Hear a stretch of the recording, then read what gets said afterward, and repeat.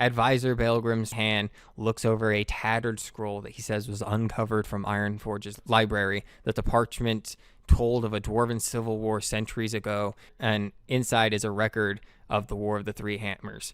And it basically gives detail about each of the pieces of this hammer and the legitimacy of, how it was broken into 3 pieces and how each person claimed one.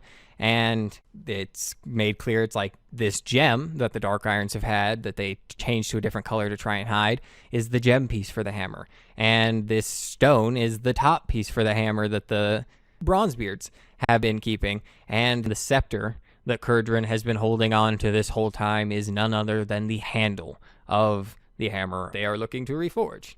The hammer. And, well, finding this information, Moira Bronzebeard has proposed to everybody that they should bring all their pieces back together and unite the clans in this not only symbol of unity for bringing it back together, but restoring this history of the Dwarvish people. And like I said, the bad blood runs a little bit thick because the Wild Hammers aren't really down for that. This is part of their history now. It's a relic that his ancestor had held on to in a time before him.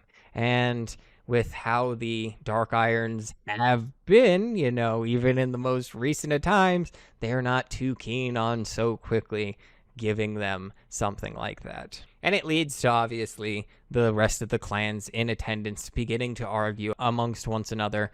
And despite Kurdrin's protests and struggles of coming to a conclusion, eventually, after all the arguing, he stands up and places the scepter on the table and lies it down with a hollow thud that silences the whole chamber. And the message is made clear as Advisor Belgrim raises his hands and proclaims that the council's verdict is that the hammer of Modimus Anvilmar will be reforged.